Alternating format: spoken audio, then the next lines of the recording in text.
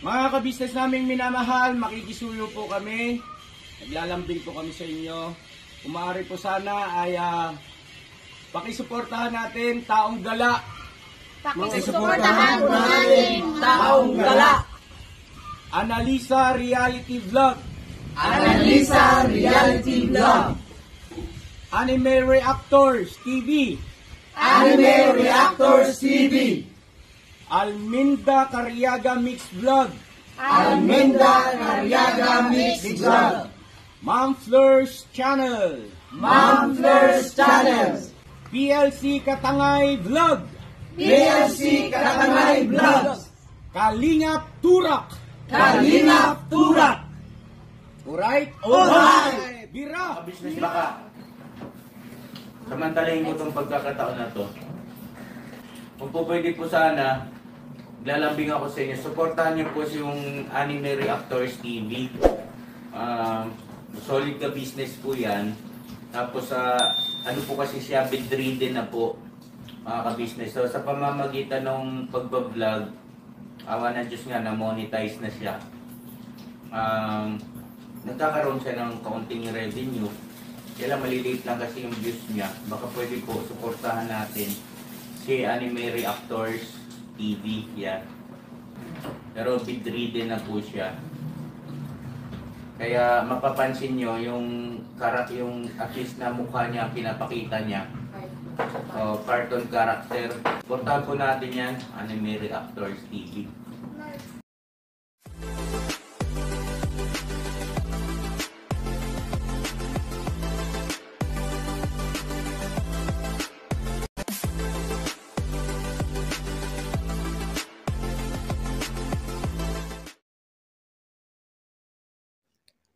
Hello guys, mapagpalang araw po sa ating lahat. Narito pong muli ang inyong lingkod, Anime Reactors TV. At sa mga hindi pa po nakaka-subscribe dyan sa aking munting channel, ay baka pwede naman pong makipindot na po na subscribe button. At makilike and share na rin po ng aking mga video. At patuloy din po natin suportahan ang Mag-amang Ka-Business Official at Papa Dins TV. At ganun din po yung kanilang second YouTube channel na Ka-Business Family, na kung saan ay ang 3M nga po ng Ka-Business Family ang nagbablog dito. Yun, panibagong araw, panibagong reaction ulit po tayo. At for today's video po ay gawin po natin ng reaction itong bagong update dito kay Kyla. Nitong nakaraang araw nga lang po ay pinuntahan nila Papa Dins ito si Kyla upang kumustahin after nito maturukan. At nang dumating nga po dito sila Papa Dins ay nadatnan nila itong si Kyla na narito sa bahay na inuupahan nila. At nung dumating nga sila Papa Dins ay bagong ligo itong si Kyla. At ayon dito sa kwento ni Ate Cory ay may malaki ng pagbabago itong si Kyla. Simula nang ito ay mapaturukan.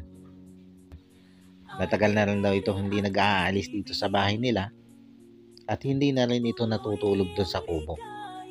Simula nga nung mapaturukan ito si Kyla. At ang isa pa dito ay itong si Kyla na rin ang kusang umiinom ng kanyang mga gamot. At hindi na siya nagwa-wild. Kumbaga naobserbahan nila dito na napakaganda ng epekto noong pagkakaturok kay Kyla. At ang kausapin na nga nila Papa Dins ito si Kyla ay kapansin-pansin naman talaga yung malaking pagbabago nito si Kyla. Ay naon lang ito magsalita at napansin natin na nangungupo na ito kay Papa Dins. At nung i-check ni Papa Dins ang gamot nito si Kyla, dahil nga ito si Kyla na daw ang kusang umiinom at siya na yung may hawak ng kanyang gamot. Nung i-check ito ni Papa Dins ay kompleto ang gamot ni Kyla. Kumbaga nakita ni Papa Dins na tama ang pag-inom nito si Kyla ng kanyang mga gamot. Maging yung mga gamot na hinahati-hati ay tama lang yung dami ng mga natirang gamot nung araw na yon. Kaya sabi nga ni Papa Dins, ay pwede nang pagkatiwalaan itong si Kyla pagdating sa kanyang mga gamot. Kung noong mga naunang beses na ipinagamot nila ito, ay talaga namang problema nila yung pagpapainom ng gamot dito kay Kyla. Nagwa-wild ito, o di kaya naman ay yung gamot na pinapainom sa kanya ay tinatago lang niya sa ilalim ng kanyang dila at hindi niya tuluyang iniinom yon. At yung naunang gamot na binili ni Papa Dins dito ay ang sabi ni Kyla ay nawala. Pero hindi natin alam kung totoo ba itong nawala o itinapon lang niya. Dahil nung panahong yon ay ayaw niya talagang uminom ng gamot. Ganon din nung pangalawang beses na ito'y binilhan ng gamot. Wala din nangyari sa pag-inom ng gamot nito si Kyla. Hindi din niya sinusunod yung pag-inom niya ng gamot. Pero ngayon nga, na napaturokan na ito si Kyla, ay nakita natin yung napakalaking pagbabago nito si Kyla. Dahil hindi na ito kailangan piliting uminom ng gamot. Kusa na niyang iniinom yung kanyang mga gamot. At nung dumating itong si Nanay at si Ate Criselda, ay tinanong din ito nila Papa Dins kung kumusta na nga ba itong si Ate Kyla. At batay sa obserbasyon ni Nanay Sinaida, ay may malaki na talagang pinagbago itong si Kyla. Dahil sabi nga ni Nanay Sinaida, ay hindi na ito magagalitin. Sabi nga nila ay may 1 linggo na itong hindi nagagalit. Nakikipagkwentuhan na ng maayos, nakikipagkulitan, nakikipagbiroan. At isa pa dito ay minsan na lang itong pumunta dun sa kubo. Ito'y nung araw na pumunta sila Papa Dins dito kay Kyla. February 14 kasi yun guys. Nitong bumisita nga itong sila Papa Dins dito kay Kyla. At ang banggit ni Nanay ay nagpaalam itong si Kyla nung umaga. At ang sabi nga daw nitong si Kyla ay pupunta lang siyang saglit dun sa kubo. Pero agad din naman daw siyang babalik. At hindi nga daw nagtagal ay kaagad na bumalik itong si Kyla dito sa bahay nila. At batay na rin nga kay Nanay ay hindi na ito natutulog dun sa kubo. Simula nga nung mapaturukan itong si Kyla. O di ba guys, napakalaking pagbabago na ang nakikita natin dito kay Kyla. Napakalaking pag-asa na ito'y gumaling ng tuluyan kung ito'y magtutuloy-tuloy na ganito lang. At isa pa, sinabi din ni Nanay na hindi na umiinom ng cobra itong si Kyla. Kape na lang daw ang laging iniinom nito si Kyla. At ang isa nakakatuwa dito guys, ay nung tanongin ni Papa Dins kung ano bang gustong regalo nito si Kyla o kung ano bang gustong matanggap sa February 14. At ang naging sagot dito ni Kyla ay bumili na lang daw sila ng gamot dahil kokonti na nga lang daw yung kanyang gamot o wala na siyang gamot. Pero sabi nga ni Papa Dins ay kasya na yon bago uli sila magpa-check up. Kumbaga dito sa naging sagot na ito ni Kyla ay makikita natin natanggap na niya yung pag-inom ng gamot. Dahil naghahanap na siya, kumbaga nakita niya nakakaunti na yung kanyang gamot. Kaya kung sana siya nagpapabili dito kay Papa Dins. Ibig sabihin, tanggap na niya na siya'y umiinom ng ganong gamot. Aware na rin siya na meron siyang diferensya, na meron siyang sakit na kailangan gamutin.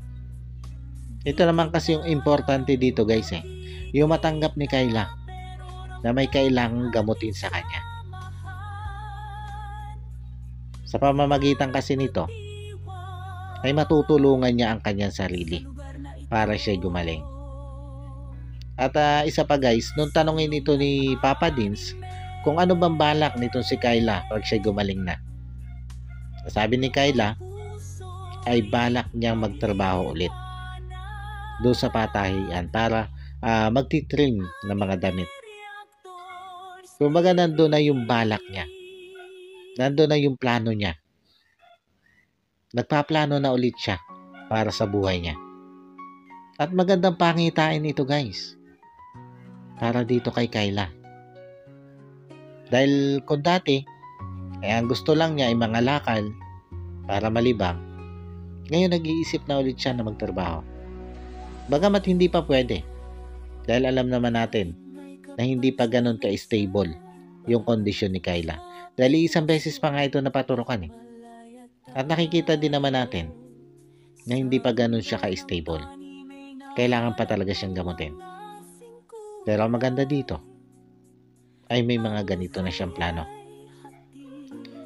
At dahil nga hindi na ito nag-aalis ng bahay, kaya naman tinanong ito ni Papa Dins kung ano bang gustong libangan nitong si Kyla dito sa bahay nila.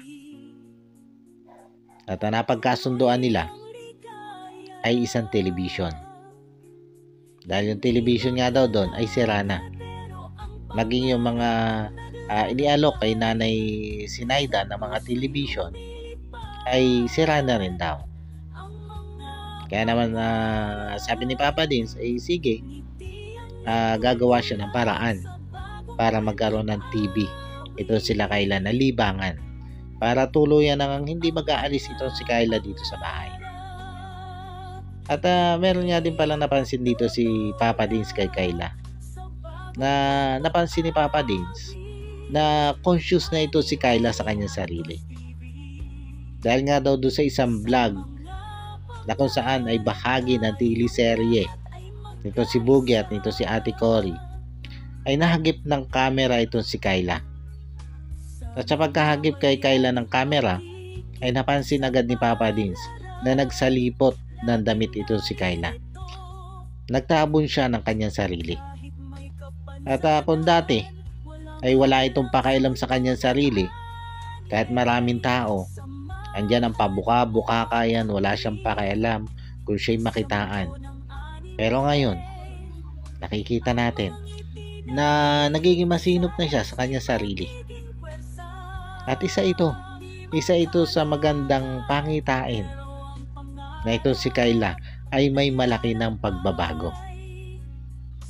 At saka kung mapapansin naman nga natin guys, sa pananalita nito si Kyla ay medyo hindi na siya ganun yung bang kagarapan. At isa pa nga, yun, nakita naman natin na nangungupo na ito kay Papa Dins. Na parang sa tingin ko ngayon lang ito nangyari. Na nangungupo siya kay Papa Dins. Dahil pag siya sumasagot kay Papa Dins dati ay oo. Pero ngayon ay may pangungupo na. At isa pa, nung paalis na ito sila Papa Dins, ay hininga ni Papa Dins ng pahayag itong si Kyla. Kung ano bang masasabi nitong si Kyla sa kanila. At ang sagot ni Kyla ay nagpapasalamat siya dito kay Papa Dins sa mga itinutulong sa kanya, sa ginawang pagtulong sa kanya. At bukod doon, ay sinabi ni Kyla na salamat daw dahil sila'y nagkita-kita. At ang mga ganitong kataga ay ngayon lang natin narinig kay Kyla. Oo, dati nagpapasalamat siya pag siya binibigyan ni Papa Dins ng pera. Pero yung ganitong mga pananalita ay ngayon lang natin yan narinig kay Kyla. Kaya kitang-kita na talaga sa kanya ang malaking pagbabago simula nung siya'y maturukan. At pag nagtuloy-tuloy ang pagtuturok na ito kay Kyla, ay malamang sa malamang makikita na natin yung dating Kyla bago siya nagkaroon ng depresyon. At yan yung aabangan natin guys. Dahil sigurado naman na ito sila Papa Dins ay hindi titigil sa pagpapagamot kay Kyla hanggang sa ito'y tuluyan ng gumaling. Dahil ang goal naman talaga ni Papa Dins para dito kay Kyla ay ang tuluyan itong gumaling. ang tuluyan itong bumalik sa dating Kayla. At yan ang sabay-sabay nating susubaybayan sa mga susunod pang vlog nitong si Papa Dins patungkol dito kay Kayla at sa pagpapagamot kay Kayla. Paano guys, hanggang dito na lang muna ulit po. At sana po nagustuhan nyo itong aking reaction video na ito. About dito sa update nga patungkol dito kay Kayla. At maraming salamat po sa patuloy pong sumusuporta at walang sawang nanonood sa aking mga video. At bago po tayo tuloy magtapos ay gusto ko lang pong i-shoutout. Ito si Ma'am Nerissa ng New Jersey. Shoutout po sa inyo ma'am. At maraming salamat po sa patuloy nyo pong pagsuporta at walang sawa nyo pong panonood sa aking mga video. God bless po sa inyo ma'am. At ganoon din po sa buong pamilya nyo. At lagi po kayo mag-iingat yan. Anime Reactors, shoutout po. Suportahan natin yan si Anime Reactors TV. Yan, pakisupport po natin. Siya po ay isang bedridden na mga ka-business. Check nyo po yung kanyang YouTube channel, Anime Reactors TV. Siya po siyang bedridden na, ayan, kahit papano nakakagawa-gawa siya ng mga reaction video patungkol sa ka-business official. Suportahan po natin para kahit papano magkaroon siya ng revenue, may magamit siya sa pambili-bili man lang ng gamot. Ano po mga ka-business.